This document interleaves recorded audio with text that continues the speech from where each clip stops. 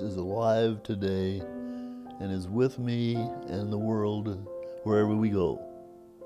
In our daily lives, we must always keep at the forefront of our thinking what is right.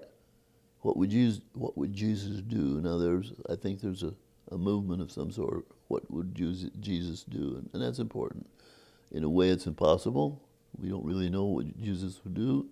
He was the Almighty. He knew everything. We know nothing.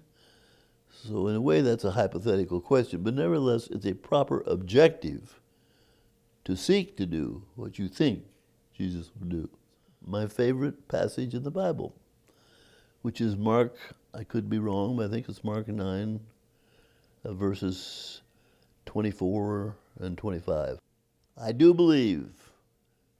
Help my unbelief. Boy, if I could encapsulate my theology into 6 words, that would be it. I do believe, and I do. Help my unbelief, and I do have unbelief. That's a struggle that I think I'll struggle with.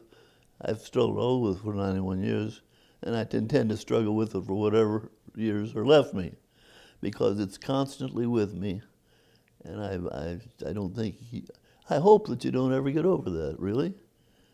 Because if you do, if you think that everything you believe is absolutely frozen in concrete, then you're headed for disappointment. On the other hand, if you have no beliefs, you're already in disappointment. So it's this tension between the two that I think is important. To me, that's a great verse in the Bible. And John Gable knows this.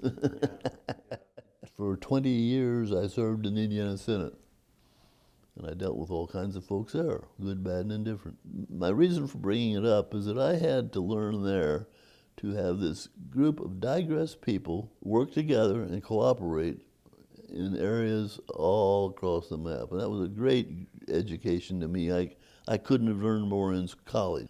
If you're going to be a leader anywhere, but particularly in politics, you better learn to work with people where they are. I think my religious faith has a lot to do with my determination to be in politics. I mean, in politics you see the best and the worst in people. It's your job to try to cultivate the best in people and to get people working together. Many times, while I was in the Senate,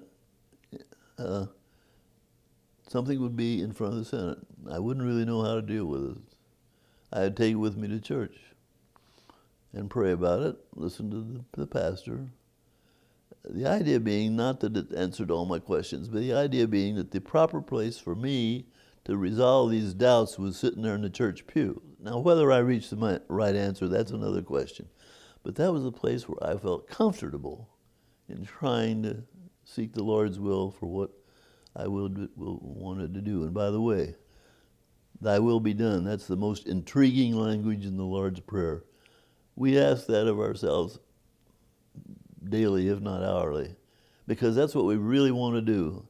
Thy will be done. And we will, in this world, we won't really know that, but we can try.